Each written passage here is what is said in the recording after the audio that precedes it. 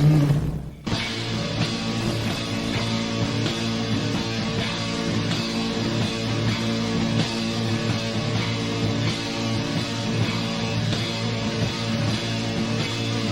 Agent Morris with the NSA. We have identified some very, very interesting anomalous type of aircraft. Traffic is quite luminous and is exhibiting some non-ballistic motion. Over. Move very rapidly at any speed or whether any direction it wanted to go. Flag could change and go to the right or the left or go crossways without hesitating a bit. What do you think it was? Well, if they call it a flying saucer, that's what it is.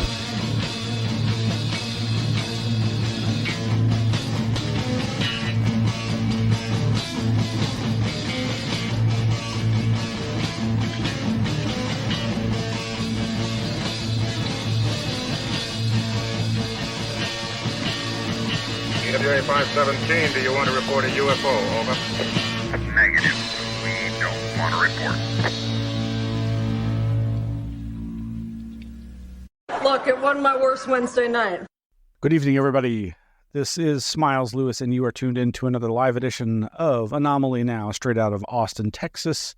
It is Wednesday, September 27th, 2023, and this is the weekly live news roundup show for the 501c3 nonprofit Anomaly Archives based here in Austin, Texas. Thank you for joining me, and it is always a pleasure to have you join us, the Anomaly Archives, in our search for truth. Well, for our goal to preserve anomalous materials, whether they be popular literature, scientific research, or witness testimony, all these things that contribute to the oeuvre of anomalous experience, people witnessing and sometimes instruments recording anomalous events and weird happenings. So this is our little weird happening that we do once a week, where we do a little quick news roundup of all the things that have come across our feeds, our paths here on this spaceship Earth, hurtling through space and the void. Thank you.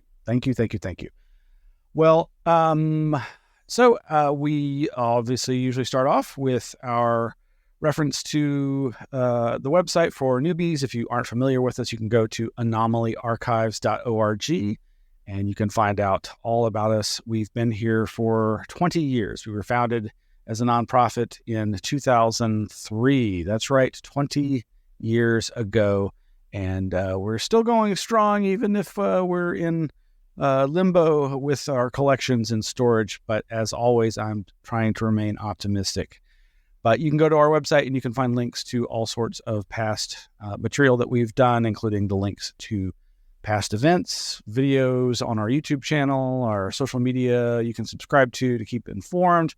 Oh, and yes, you can be watching this live show through the links there at our website. And we have a merch store, which might be going away soon, so you might want to go check that out. We'd appreciate your support.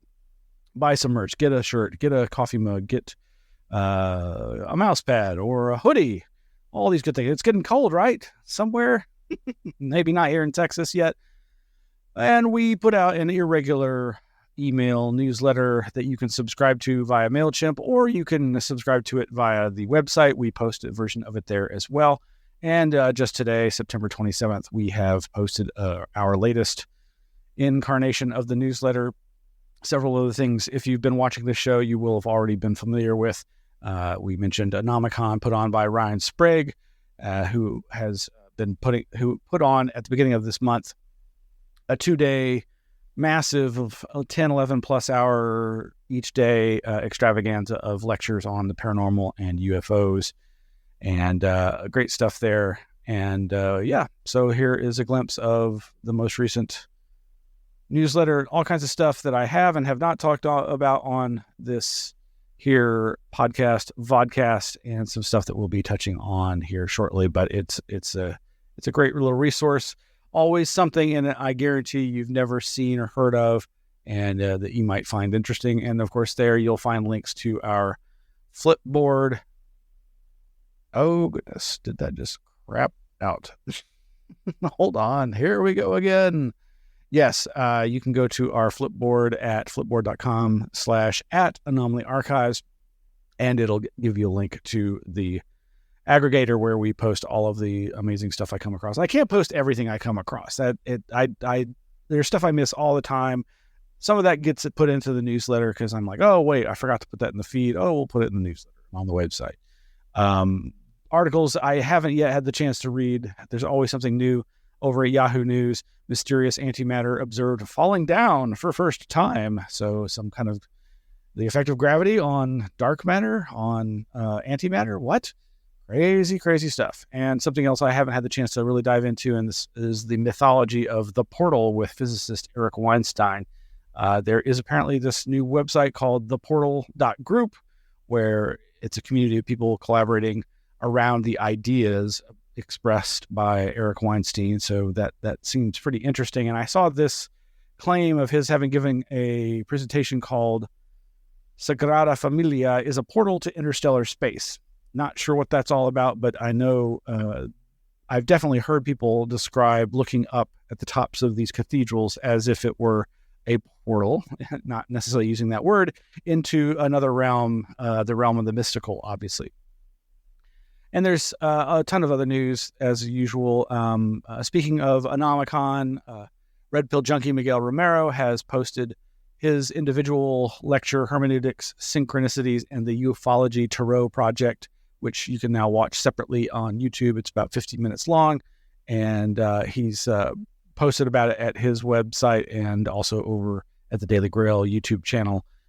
Fun stuff. Really dig Miguel's perspective on stuff, and think he, as always, has great things to bring to the field of ufology, especially when it comes from a visual and artistic perspective. All kinds of other links that you're welcome to go explore. There's this podcast talking about the mystery hum phenomena that I have not yet had a chance to listen to either. But as somebody who suffered through a period of time experiencing a mysterious, deep, bassy sound for, I forget if it was 16 days or so, it was pretty maddening, and it's a fascinating subject to dive into. And last week we mentioned the fact that Erica Luke's nonprofit Expanding Frontiers Research has launched a new digitized online collection, and there's some reporting over at the the Salt Lake Tribune .com. That's sltrib.com. Is the truth about aliens in this SLC archive? A Utah group is putting UFO docs online, so you can read about that. And catching up here towards last week's show, which we have linked to in the Flipboard. I saw this news report on ABC News, and I just flipped my wig. Mom says microdosing mushrooms makes her a present parent, and they focus on mushrooms. And full disclosure here, when I was in high school and I first took mushrooms, I believe I tripped on mushrooms before actually ever getting high on THC, marijuana, pot. And one of the person I was buying it from, the bags always came with a pre-printed backgrounder on Teonanacatl. I'm probably mispronouncing that, but this idea of the flesh of the gods, this idea of the mushroom being a sacred plant that allowed access to these psychedelic realms and all this inner intuition and insight and consciousness expanding experience. And certainly it did all that for me and so many others. But one of the other things it talked about was how natives used it in small doses, basically as a natural speed. And having experimented with that way back in the day, having read about it as a teenager, not advocating that be done by any underage people, but it absolutely worked. It was it seemed like a natural high, natural speed, and a natural upper that just was unlike any of the negative things that you typically identify with those kinds of things, uppers and speed and so forth. Make of that what you will. Not advocating it, just reporting my personal experience from many, many years ago. And just to see ABC News talking about this and focusing on mothers and, well, you might want to check out the video. It's pretty interesting. Meanwhile, U.S. Customs and Border Patrol have released a bunch of quote-unquote UAP videos that really don't look that interesting at all. You can find links to that over at Mick West's metabunk.org website, as well as John Greenwald's Black Vault has downloaded and reposted all of them on his YouTube channel. The only one I've really looked at, some of them have already appeared, and you may have, if you're really a deep diver into all this, you probably will have already seen it. But the one I looked at looked like it was at a border crossing and just seemed like it was a balloon. Granted, the balloon did some things that made me go, is it intelligently controlled? Is it some kind of Chinese spy balloon that's only this big? Who knows? But again, nothing that really astounding or interesting. Why then am I reporting on it? Because people get excited about this stuff.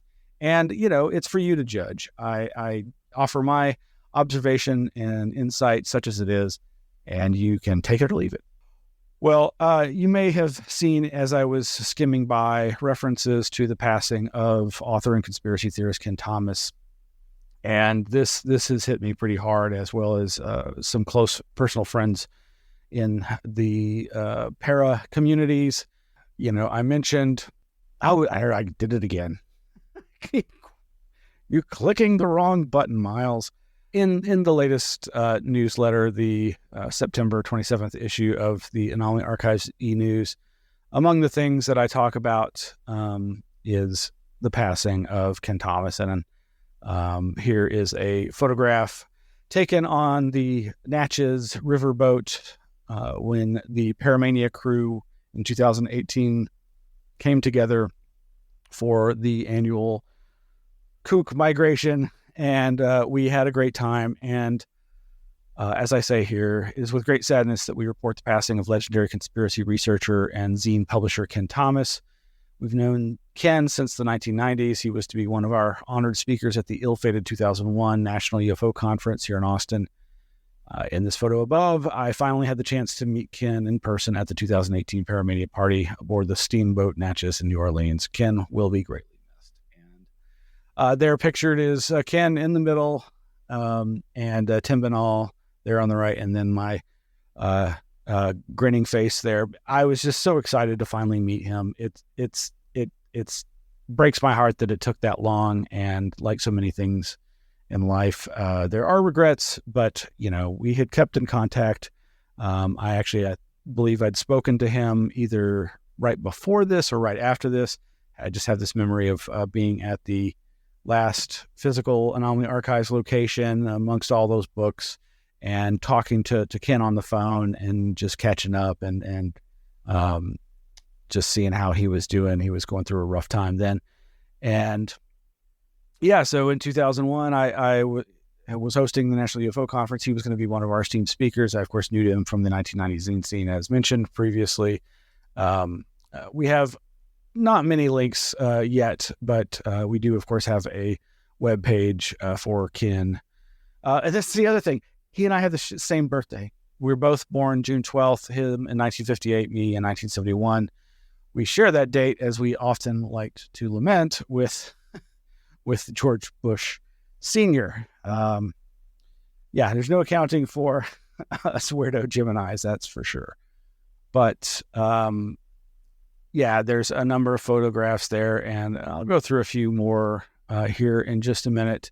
Of course, kind of the unofficial obituary writer for people in the para community is Loren Coleman, legendary cryptozoologist and parapolitical researcher. Most folks may not know that, but he has long focused on things like the many, many mysterious deaths surrounding the JFK assassination.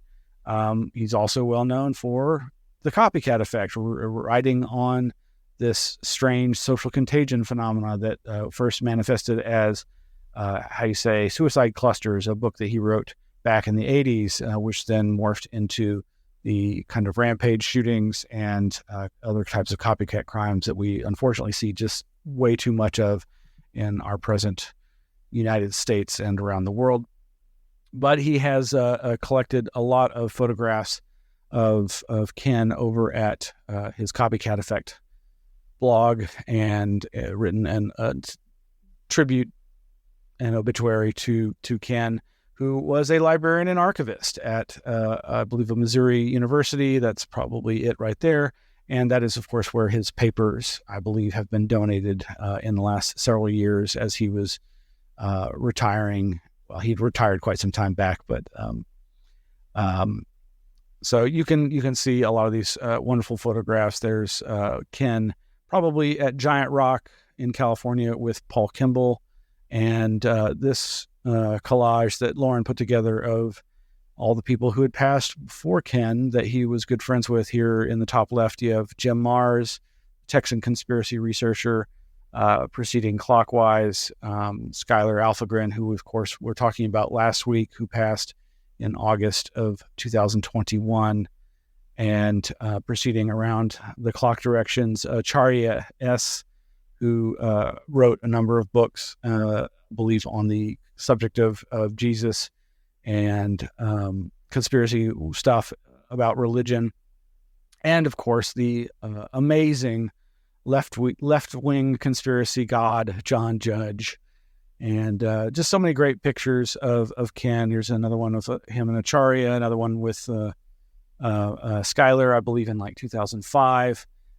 Much older photograph with him and Greg and John Downs and Nick Redfern and this fellow here, I believe, out in Sedona or somewhere out in a red-rocked desert.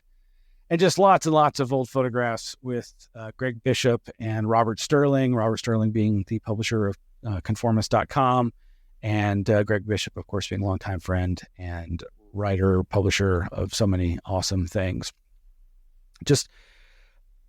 Kenn knew everybody, and he was such a great dude. Again, pictures with David Hatcher Childress, so many others.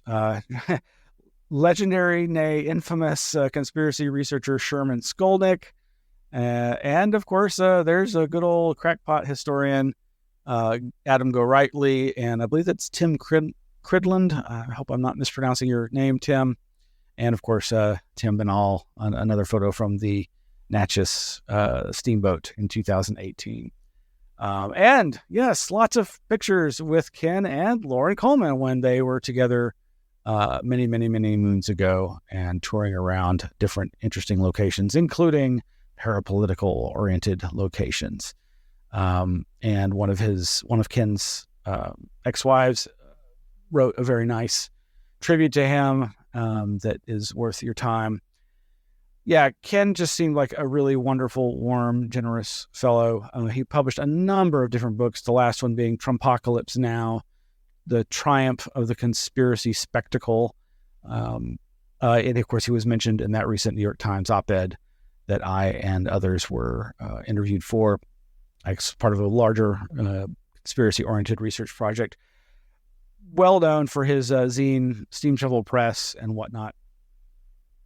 Just lots of great stuff here. And, of course, Greg Bishop writing over at his Radio Misterioso Facebook group that Kenn was one of his best friends, and talking about how they first met in the 1990s at a UFO convention in Los Angeles, and how they spent time together at Giant Rock and other places, and how in 2017, Greg had visited him in St. Louis with his late wife, Sigrid, and they had Kenn had arranged for them to go on a paddle wheel boat on the Mississippi to observe the solar eclipse, which is about to happen and come across Texas next month. A lot of more great photos here. There they are at, I believe that's William Burroughs' grave. Just some great stuff. I will play a little bit of this video here that was from that Paramania at Jim Garrison's grave. Just a short clip of it. This is actually video that Tim Benall shot and has posted online before. Let's see if we can get this going here.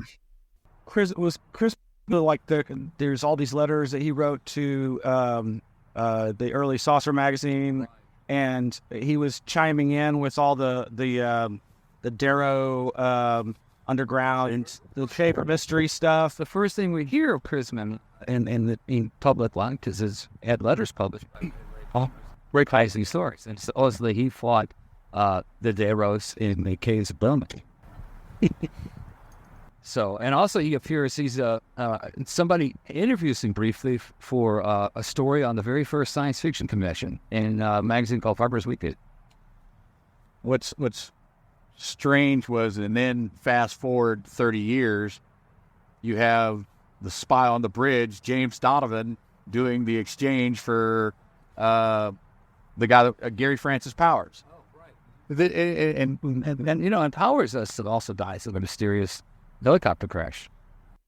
So the whole clip is available online on Tim's Facebook page, I believe, and of course archived in the Anomaly Archives. The connections between the JFK assassination and the early UFO, the rise of the flying saucer phenomena here in the United States, there's some very strange connections, and Kenn was one of those people who pursued that, much to the dismay of both camps. The UFO people didn't want to talk about JFK, and the JFK people didn't want to talk about UFOs. Nowadays, that's pretty much a very common mainstay, though the folks who are trafficking in that information often aren't even aware of the connections that Kenn Thomas had established.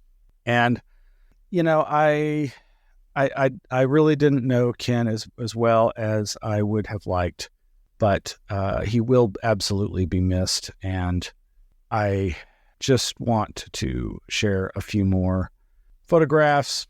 Some of these you've already seen that were from the pages we just covered, but this was at the Paranoia 2018 again. There's Kenn. We're all at a brewery there having a pint or two.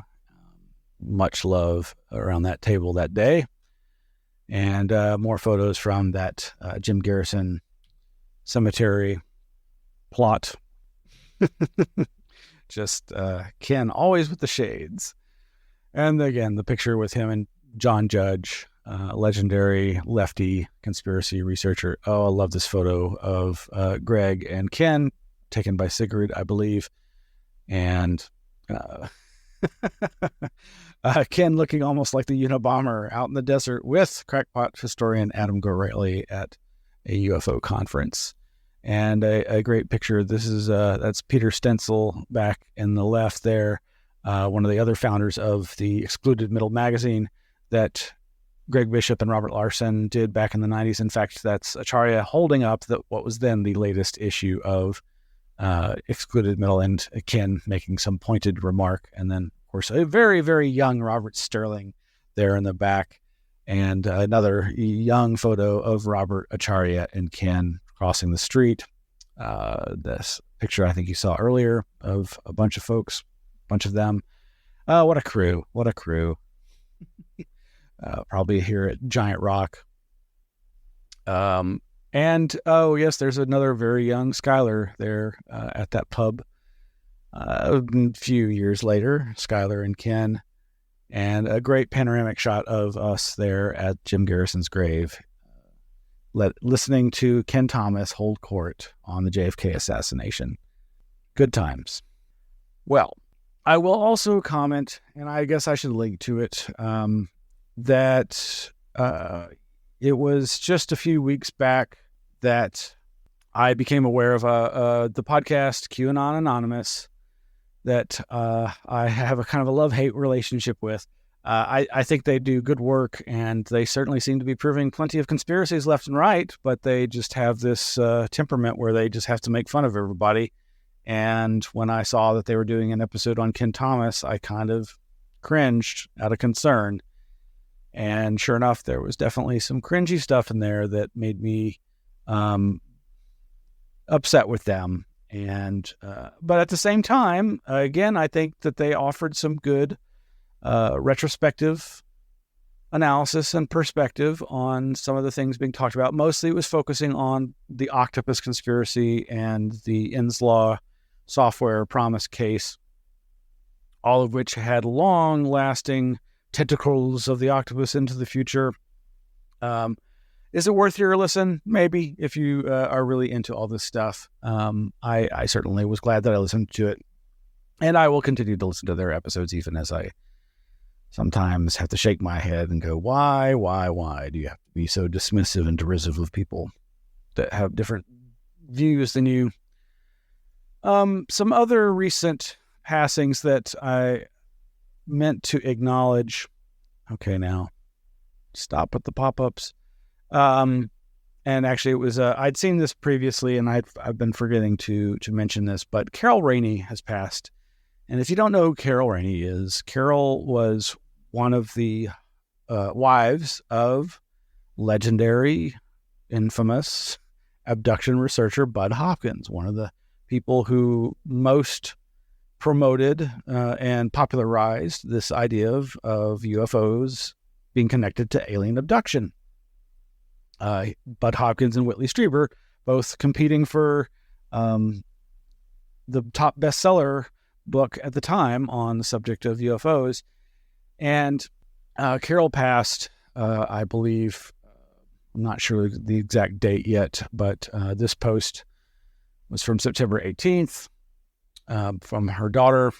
And I didn't really know her, but I became really interested in Carol when back several years, I guess it was around 2014, she really started speaking out on her ex-husband's research abilities when it came to the UFO scene. And Jack Brewer over at UFOtrail.blogspot.com back in February 2014 published carol-rainey's open letter to the UFO community, where she voiced many of her complaints and concerns about the nature of her former husband's research abilities. Now, this was, of course, I guess 3 years after Budd had passed, but I do still think this is very important information that gives perspective on Budd Hopkins. And of course, Budd Hopkins, my friends and I always joked about the fact that here was an abstract artist who just had to read into the UFO phenomena from a materialist, literalist perspective. He did not seem to have any room for nuance or abstract or symbolic approaches to the phenomenon. We'll provide a link to that. Of course, Wikipedia documents that he was another Gemini. Budd Hopkins, June 15th, 1931, passed on August 21st, 2011. And I believe his obituary here in the New York Times back in 2011 cites, of course, carol-rainey, and also mentions, I believe, the companion he was living with or spending his life with at the time, that being Leslie Kean. Yes, that Leslie Kean. That's another thing a lot of people don't realize, that besides one of Budd's ex-wives coming out criticizing his interpretation and ability to investigate the claims of the abductees he was working with, were his relationship to Leslie Kean, who goes on to launch this latest 2017 onward media blitz UAP campaign that we are living through now, and who some people criticize is masquerading as a unbiased journalist when in fact she's really a tried and true UFO believer, and who has also gone on to believe and investigate things like spiritualism and life after death and afterlife and spirits and that sort of thing. None of which I am criticizing. I think it's good to know these things.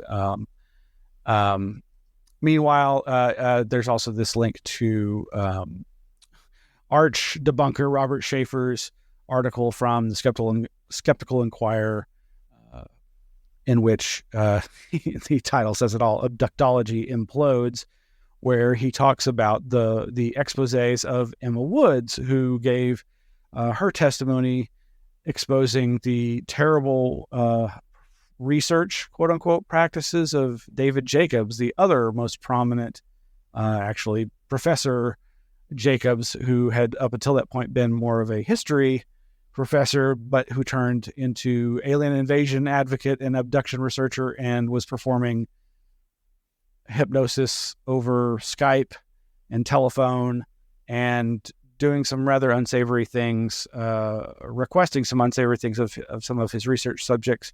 And in this article, Robert Sheaffer goes on to mention the second punch, besides Emma Woods and her testimony. One I was not at all expecting comes from Carol-Rainey, the ex-wife of Hopkins. Upon reading the Emma Woods account, she jumped into the fray, and he gives quotes from her, I'm guessing from that same letter to the UFO community. She also posted, I believe, she was a documentarian and posted a number of videos to her YouTube channel about all of this.